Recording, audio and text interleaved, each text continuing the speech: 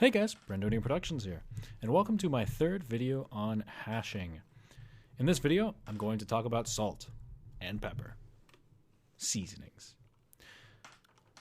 In order to introduce seasonings, I'm going to continue with something that we talked about last video. We have here our passwords database with Brandon, Tom, Joe, and a hash of their passwords. Well, I also I set up the system such that all three of their passwords are only 3 characters long. And then I generated a rainbow table for every single password combination possible, 3 characters long. So in theory, we now have a totally broken password system, right? Let's say I've acquired the database.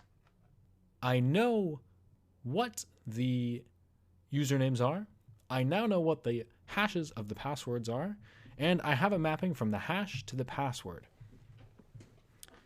Now, in real life, a adversary might not actually acquire the database, and instead would have to do this in kind of a guessing fashion, right? They would be at the login prompt, and they would kind of be spamming, trying every single combination. And if they have the hash, if they somehow acquired the hash, then they would more intelligently be able to spam things, or perhaps insert a value directly, but it is quite rare that the adversary would acquire the entire database. In either case, let's assume that they have, right? So we now have, let's try to log in as Tom here, right? We have the hash of their password. We're going to look it up in our rainbow table. 6C71F70. We've got it. His password is BNA. Let's log in. Tom BNA. Login failed. All right, maybe Tom's just a fluke. Let's try Joe. AD6EA. Okay, his password is CNA. Login failed. Okay, let's try Brandon. 276B6. Okay, ANA.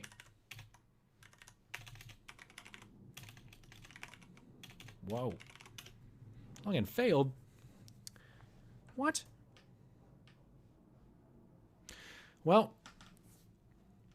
this is because this particular password database is using salt, which is basically adding something to the password before hashing it such that the hash in the database is not representative of the actual password.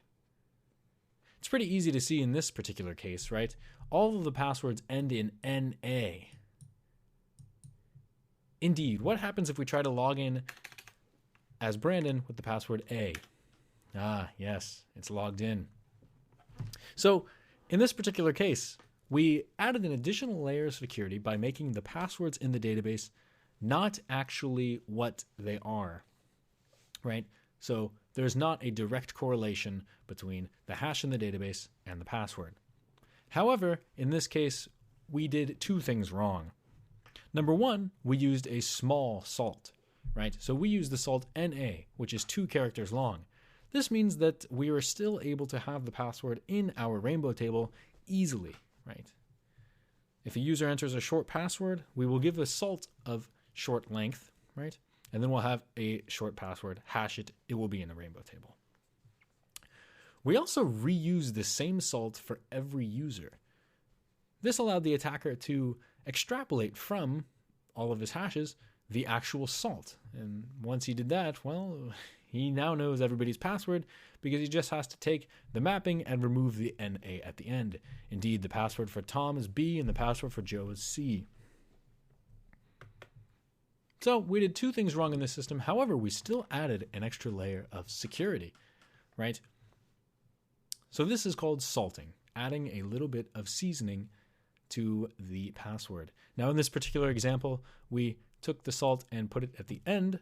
There are other salting methods. I think the most common is actually putting the salt at the beginning of the string.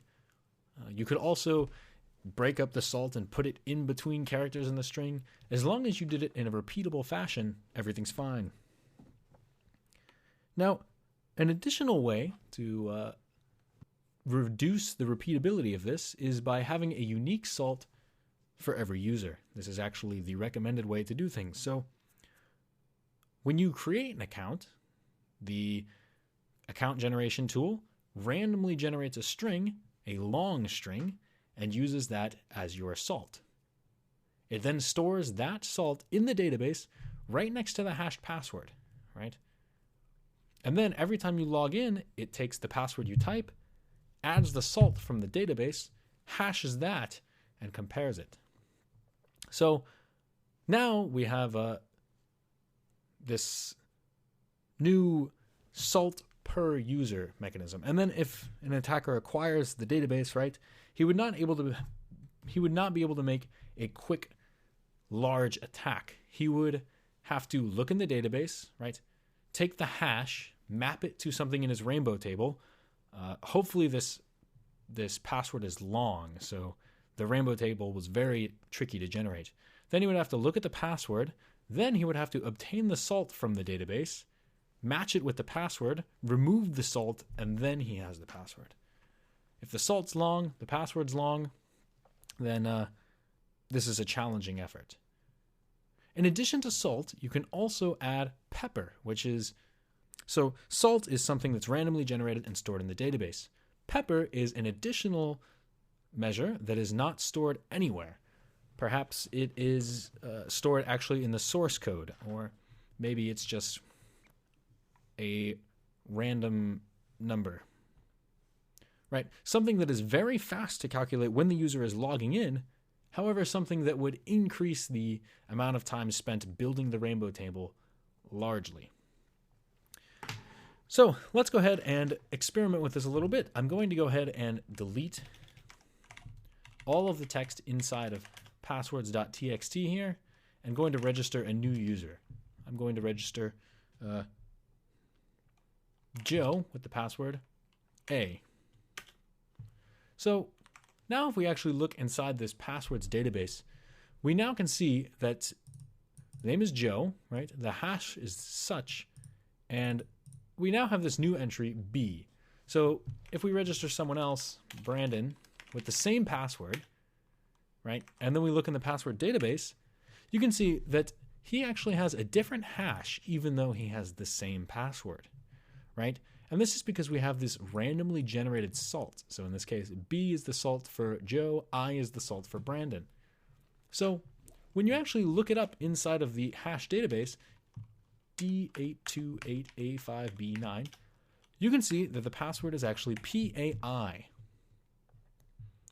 So we have the I here, which we know is the salt from the database, and then we have PA.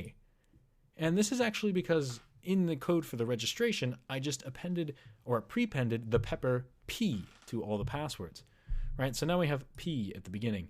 Of course, this pepper is the same for every user, so the attacker would quickly be able to find out that we are using some pepper here. However, it's useful to make the password longer and thus the hash functions slower, or the rainbow table generation slower, right?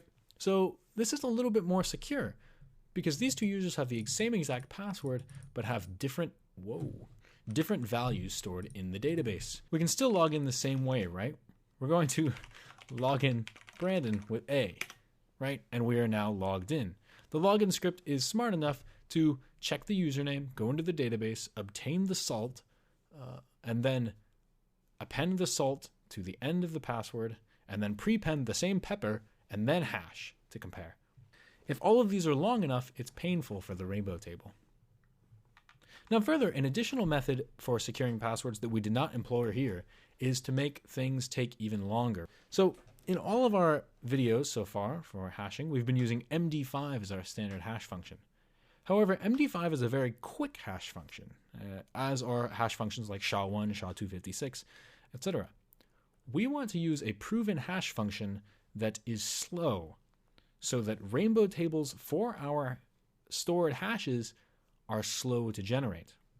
So we want to have a good combination of slow hash functions, and if we don't have a slow hash function, we can take our hash function and repeat it X number of times. Like, for instance, we can have 5 MD5s, right? MD5 of MD5 of MD5 of MD5. It will take longer to register users. However, this increases the time it takes to generate the hash or the rainbow table exponentially. So we have slow hash functions. We repeat our slow hash functions. We add randomly generated salt to our hash or to our password before hashing, and as an addition, we can add pepper to arbitrarily increase the length of the password. And that is how you can store passwords mostly securely inside of this database. If an attacker gets the database, he'll have a hard time mapping the hashes to passwords if they employ all these methods. So this is the way that passwords are stored in most systems today. Of course, the hashing functions that they use are probably more sophisticated than MD5. They might use a keyed hash function with a key stored somewhere so that it's even harder for the rainbow table to be generated because the rainbow table generator does not have the key. So that makes it a multi-step process. They first need to obtain the key, then build the rainbow table, then guess passwords. But this could take years. Rainbow table generation alone for a complex hashing scheme for long passwords is extremely difficult to generate. So basically, you can store your passwords by making sure that rainbow table generation for your set of passwords takes so long that attackers would not even bother. And that's how you store passwords. Thanks for watching this tutorial on hashing. I believe this concludes the videos on hashing. However, I may find a way to talk more about it. We'll see. Talk to you guys later. Have a good one.